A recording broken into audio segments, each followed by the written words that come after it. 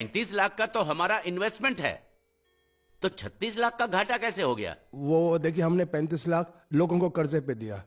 उस 35 लाख को वसूल करने के लिए 1 लाख रुपया और लग गया। वो क्या है कि वसूली के चक्कर में कई बार मुझे अस्पताल के चक्कर काटने पड़े। वो सब मिलाकर बता रहा हूं। इन्हीं माँ ने, मुझे लगता है इसके पहले के मंगल को पता चले मुझे सारे धंधे बंद करने होंगे। कोई बात नहीं, मंगल भैया को हम बता देंगे, और सिर्फ इस घाटे के बारे में नहीं, इस साल के सभी घाटों के बारे में हम ही बता देंगे। क्या? हाँ, और वो शर्मा जी से कितना वापस लेना है आपको? शर्मा? कौन शर्मा? कैसा शर्मा? कहाँ का शर्मा? क्यों भाई, तुम किसी शर्मा को जानते हो? हाँ हाँ, नहीं नहीं नहीं नहीं नहीं, कौन सा शर्मा? ये नहीं जानता शर्मा को, मैं नहीं जानता शर्मा को। तुम लोग कहाँ से शर्मा को जानते हो? मैं क्या बात कर अच्छा, तो वो सब आप मंगल भैया से ही पूछना। अरे देवियो, मेरी बात सुनो। देखो बेटा, मंगल भैया को कुछ मत कहना है? वो तुम जो कहोगी वो मैं तुमको दूंगा। मुझे कुछ नहीं चाहिए, पहले आप ये आलतू फालतू के धंधे बंद करो और कुछ बड़ा सोचो। करूंगा। आपको मालूम है मंगल भैया का हर बिजनेस फायदे में क्यों जाता है? क्योंकि वो अपने हर धंधे की शुरुआत श्रुति के हाथों करवाते हैं। इसलिए मेरी बात मानो पिताजी, और आप अपनी फाइनेंस कंपनी की नई शुरुआत श्रुति के हाथों से ही करवाओ। लेकिन कैसे? मेरी बात ध्यान से सुनो। आप अभी श्रुति को 13,90,000 दे दो, और वो अगले साल आपको सूद समेत सारे वापस लौटा देगी।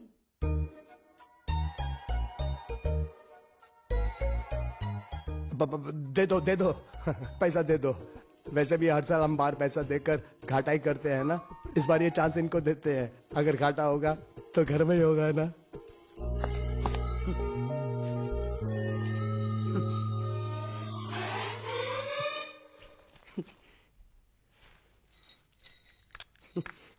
ए बांडिया, मुझे नहीं पता था मैं इतना खूबसूरत लगता हूँ। क्या बोलती है तू? अबे चुप, हमने तुझे यहाँ तेरी खूबसूरती देखने के लिए नहीं बुलाया। इधर आ, बैग नीचे रख, और जो बताया समझ गया ना? हाँ समझ गया। क्या समझा? बैग नीचे रखने का। एक मारूंगी तुझे, कोई मजाक नहीं चल रहा है, बहुत जिम्मेदारी का काम है। कौन सा? बैग नीचे रखने का।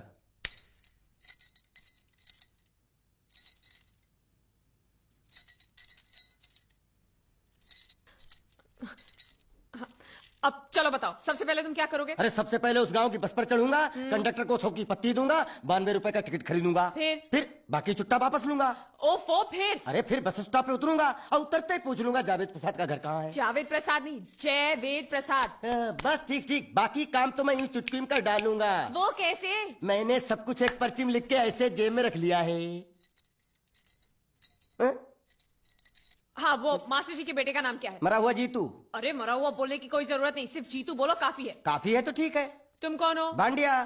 तुम जीतू के कौन हो? मैं मरे हुए जीतू का लंगोटिया यार हूँ। एक बात बताओ, ये मरा हुआ जीतू दिखता कैसा है? क्यों, तुम्हें क्या? नहीं क्या है ना, अगर वो रास्ते में कहीं मिल जाए तो बैग वहीं पकड़ा दूंगा। इतनी दूर जाने की क्या जरूरत है? अरे अब तुम जाते हो या नहीं? ठीक है जाता हूँ। अरे बैग तो लेते जाओ। ओहो, ये बैग भी इतनी भुलक्कड़ है, जहाँ रखता हूँ वहीं बैठ जाती। चल ठीक है। और सुनो, हाँ। पालतू कुत्ते की तरह सिर्फ ये बैग देकर मत लौटाना। जीतू के बारे में जितनी जानकारी मिले सब हासिल करके लाना। डफोर सालो।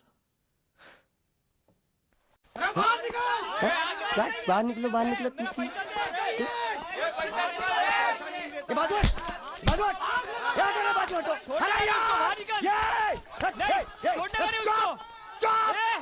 पैसा दो। मरे हुए जीत का घर यही है क्या? हाँ यही है। क्या बात है? अब आप लोगों में मरे हुए जीत का बाप कौन है? क्यों, क्या बात है?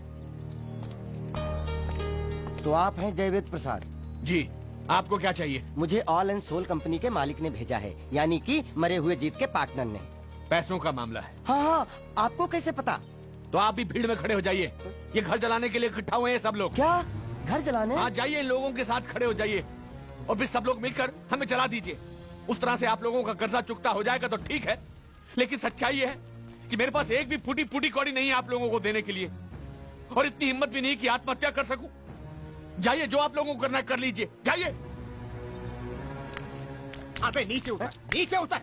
सुबह सुबह बैग उठा के चलाया पैसे मांगने के लिए, और इतना छोटा बैग क्यों लाया? बड़ा ट्रक क्यों नहीं लाया? चल बे, तुम्हारी तरह हम भी पैसे लेने के लिए खड़े हम कोई लल्लू नहीं है। अरे नहीं नहीं, मैं पैसे लेने के लिए नहीं, मैं पैसे देने के लिए आया हूँ। देखो इस बैग में है। क्या बैग में पैसे हैं? देने आया है? अरे बाप रे।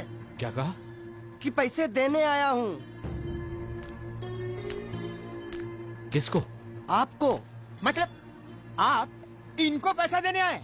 अब तक क्या मैं चाइनीज बोल रहा था? कान में कुछ और सुन। क्या है मास्टर जी, कंपनी का दिवाला निकल गया, फिर भी मुनाफे में चल रही है। तो उस मुनाफे में मरे हुए जीत का जो हिस्सा है ना, वो इस बैग में है। कितना है? कितना है ये मुझे नहीं मालूम, मुझे तो बैग पहुंचाने के लिए बोला। तो खोल ले, बेवकूफ खड़ा क्यों? खोलना देखते हैं।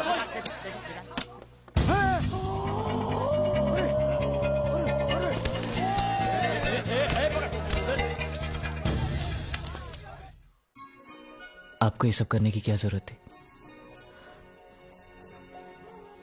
इसने कहा भेज दो तो मैंने भेज दिया। मुझे जब भी दुख होता था मैं भगवान को याद करता था, मन्नतें मांगता था, लेकिन उसने मेरी कभी नहीं सुनी। फिर मुझे लगने लगा कि वो है ही नहीं, लेकिन आज मैंने देख लिया। एक बार हाथ जोड़कर नमन करने की इजाजत दीजिए।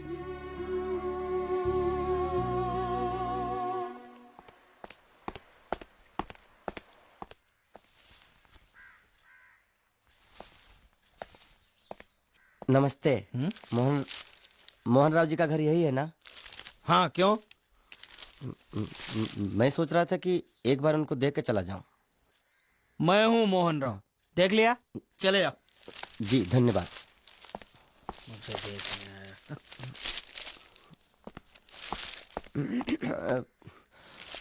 क्या है? मैं लंगोटिया जीतू का मरा हुआ यार हूँ। क्या? मैं मतलब मरे हुए जीतू का लंगोटिया यार हूँ। क्या? था, थी, है, हूँ। अरे क्या हूँ? बेवकूफ, तुम्हारा पेज हिला है क्या? क्या काम है? लोग कहते हैं ये उस लड़की का घर है पूजा, जिसकी शादी मरे हुए जीतू से होने वाली थी। खबरदार जो उसका नाम इस घर में लिया तो। हाँ अच्छा ठीक है, चलो नाम नहीं लेते हैं। क्या मैं उससे मिल सकता हूँ? वो यहाँ नहीं रहती, उसे मिलना है तो जाओ उसके पति के घर। पति के घर? हाँ पति, पति पति काय का पति। और कुछ है? अब उसके बारे में एक भी लफ्ज निकाला ना तो चले जाओ यहाँ से। जान बची तो लाखों पाए, लौट के बुद्धू घर को आए। भगवान, अरे ये तो वो है। ये कौन है? क्या पूछा तुमने? ये कौन है? तुम जीतू के क्या लगते हो? हाँ? क्या? तो तुम्हें पता नहीं है कौन है? मैं तुम्हें अभी समझाता हूं। अरे साले साले रावण के खानदान, साले मछली खान, सुअर की तुम, चिड़िया का मुंह, साले धोखेबाज। अच्छी दोस्ती निभाई तूने, इतना बड़ा धोखा दिया तूने मुझे।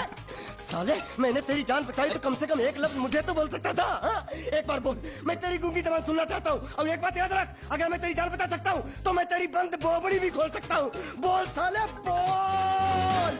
मुझे माफ करना है दोस्त।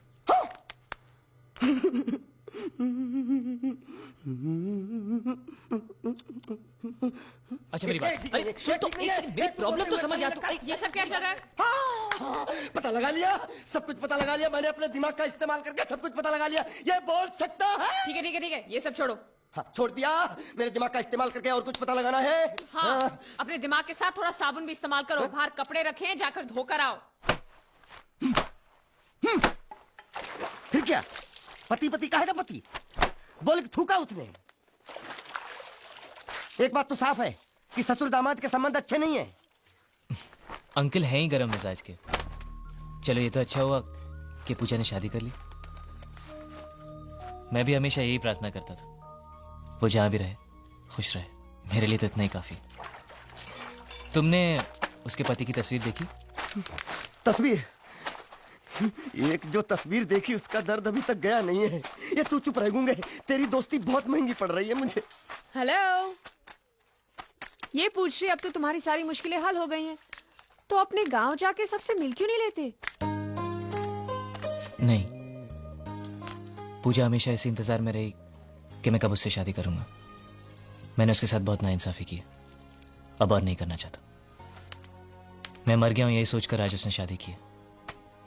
अगर मैं वापस गांव गया और उसने मुझे जिंदा देख लिया तो वो बर्दाश्त नहीं कर पाएगी। उसकी बसी बसाई जिंदगी खराब हो जाएगी। इसलिए मैंने फैसला किया कि मैं गांव कभी वापस नहीं जाऊंगा, कभी नहीं।